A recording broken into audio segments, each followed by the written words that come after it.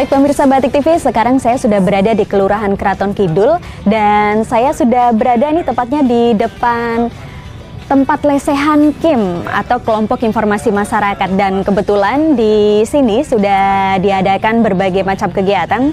Kita pastinya penasaran kegiatan apa sih yang sedang dilakukan oleh kelompok KIM di sini. Ayo terus ikuti kami, tim liputan Batik TV.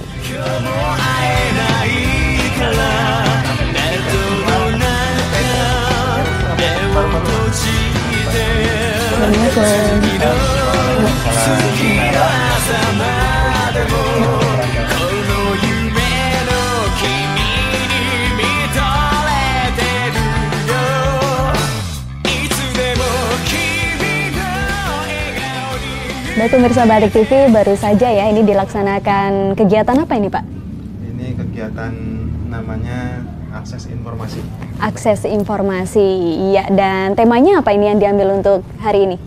Hari ini karena tadi mayoritas teman-teman itu menanggapi keluhan dari warga bahwa saat ini di setiap rumah banyak nyamuk. Jadi tidak seperti bulan-bulan biasanya. Jadi nyamuk-nyamuk ini kok tidak pada puasa ya, padahal kan bulan puasa. Ya, lah maka tadi Mas Yadi, terus Mas Rifki, kemudian Mas Hakim bahas masalah nyamuk saja Pak. Okay. Lah karena bahas masalah nyamuk, saya kemudian ngebel dari Dinas Kesehatan Pak Eko ini, karena nanti pamflet atau informasi yang kita sebarkan kan harus bisa dipertanggungjawabkan dari mana sumbernya, maka saya menggunakan narasumber dari Dinas Kesehatan agar bisa dipertanggungjawabkan. Ya, jadi untuk narasumber sendiri memang nggak boleh sembarangan begitu ya, Pak betul. Ya, kemudian untuk kegiatan dari KIM sendiri mungkin seperti diskusi seperti ini ya Pak ya, dilakukan secara rutin atau berapa bulan sekali? Secara rutin ada, setiap malam Selasa sekaligus membahas masalah-masalah yang aktual. Kemudian bila kalau yang hari ini kan berarti kan nggak biasanya ini, karena urusan nyamuk yang dikeluhkan oleh warga ini kan berarti spontan, maka kita perlu mengadakan diskusi bagaimana penanganannya agar masyarakat tahu apa itu nyamuk Aedes dan dari mana. Kemudian bila sampai pada harus dirawat di rumah sakit, kalau pas orang miskin kan berarti ada sesuatu yang bermasalah. Terus kalau yang miskin gimana Mas? Untuk warga yang kurang mampu, misalkan menderita sakit DBD atau penyakit yang lain, itu bisa datang ke Dinas Kesehatan membawa KK dan KTP, lalu datang ke bagian penanganan yang penyakit untuk penangani yang kurang mampu di bidang Jamkesmas. Itu nanti setelahnya ada tindak lanjut melalui survei, di scoring nanti ke rumah pasien tersebut. 14 kriteria itu. Ada 14 kriteria, minimal ada 9 kriteria yang masuk. Nah, itu nanti bisa dibantu lewat Jamkesda. Jamkesda. Kemudian ini Mas yang untuk fogging itu sih gimana itu prosedur? Ini kalau fogging prosedurnya yang pertama memang harus ada kasus Bu. Kalau tidak ada kasus memang tidak di fogging. Kasus besar. Kasus demam berdarah positif terjadi DBD. Okay. Nah, cuman kan kalau fogging itu tidak efektif Bu. Kalau fogging soalnya itu asapnya hanya membunuh nyamuk dewasanya saja. Tapi untuk jenis-jenis yang di air, di tempat kolam air tidak mati, karena tidak ada teori asap bisa menembus air. Nah, itu jadi tidak efektif. Dan kalau PSN kan untuk semua warga bisa melaksanakan di rumah masing-masing. Tapi kalau fogging tidak semua orang bisa melakukan. Nyamuknya nggak masker. Ya, oke, monggo Mbak. Seperti itu. Jadi ini kasus yang spontan, ya. Artinya kita kemudian mensikapi dengan cara mendiskusikan. Nanti ini teman-teman setelah akses seperti ini nanti mendiskusikan. Kemudian setelah itu mau pakai apa implementasi dari hasil diskusi itu. Setelah itu nanti kalau sudah diimplementasikan, kita kan harus kuat karena nanti informasi yang kita sebarkan kan akan ada tanggapan dari masyarakat. Kita kan nggak bisa lancar seperti Pak Eko tadi jawabnya, maka kita harus bisa membuat networking dengan Dinas Kesehatan dalam hal ini. Ya. Setelah itu nanti persebarannya selain dengan pamflet, nah, itu nanti kita akan menggunakan apalagi diseminasinya. Ya. biasanya kita menggunakan pamflet, kemudian woro-woro lewat arisan-arisan, kemudian kalau diperlukan secara lebih luas menggunakan kesenian tradisional. Setelah itu kita melakukan aspirasi ketika ada, moga-moga nggak ada peristiwa, tapi kalau ada peristiwa kemudian kami melakukan aspirasi kepada dinas-dinas terkait sampai pada pemerintahan kota. Oke, kemudian Pak, informasi saja ini untuk warga Kota Pekalongan, mungkin visi atau tujuan dari KIM Keraton Kidul sendiri ini apa? Jadi visi kami adalah masyarakat Keraton Kidul, lebih luasnya Pekalongan, itu masyarakat yang informatif, kemudian berdaya, mandiri menuju masyarakat madani. Oke. Kemudian untuk kegiatannya ini ya, kita tadi sudah membahas ya, mungkin terkait musyawarah seperti ini ya Pak ya.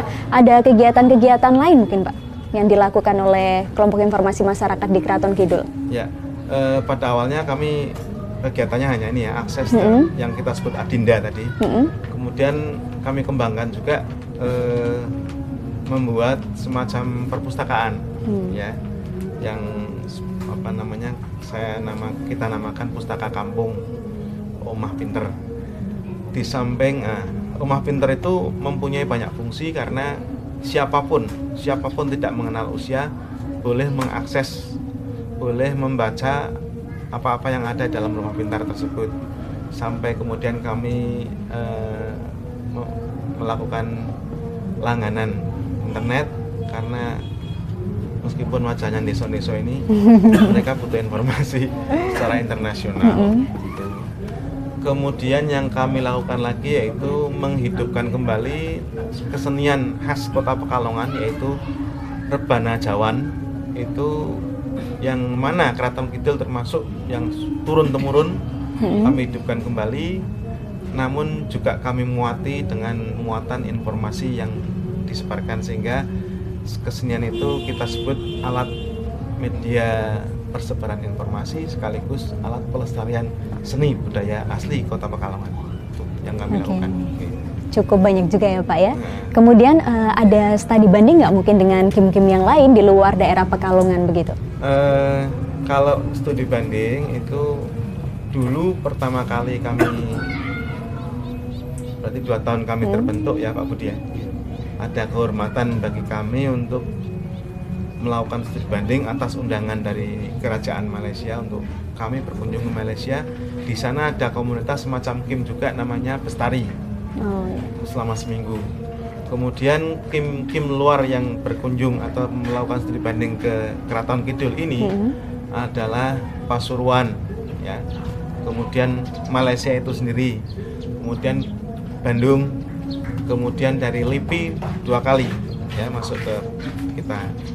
Lah kemudian sebagai kehormatan kami juga kebanggaan ya, kami menjadi narasumber tentang kelompok informasi ini di Kabupaten Pemalang. Kemudian di Kabupaten Pekalongan yang ditindaklanjuti dengan sosialisasi di 6 kecamatan. Kemudian kami diundang ke Kalimantan Timur, yaitu di Kutai Kartanegara ya. Menyusul insya Allah ya, kemarin sudah dikunjungi Lampung ya, ke Keraton Kidul ini.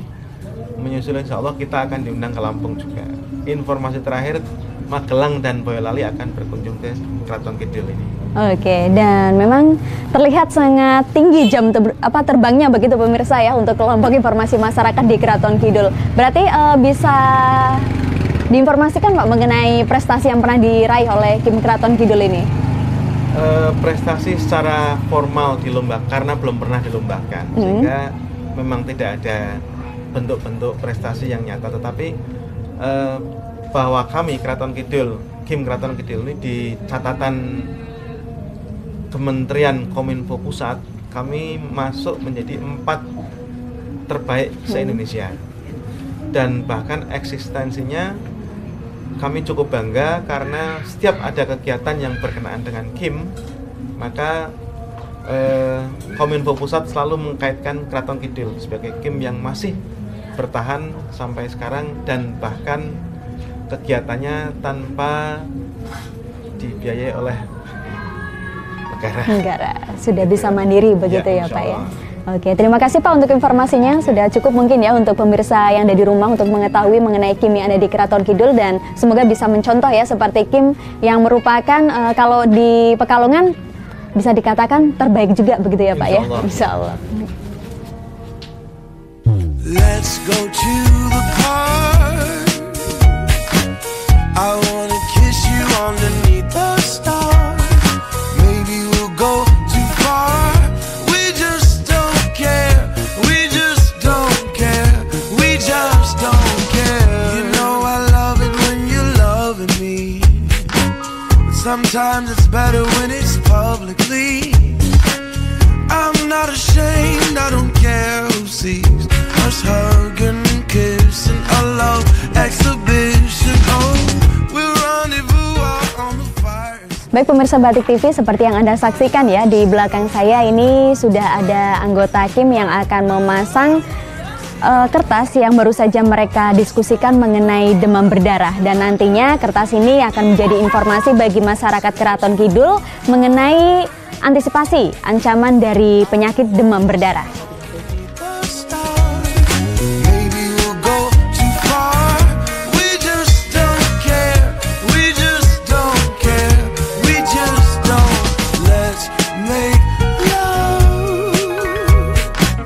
Let's go somewhere they might discover us. Let's get lost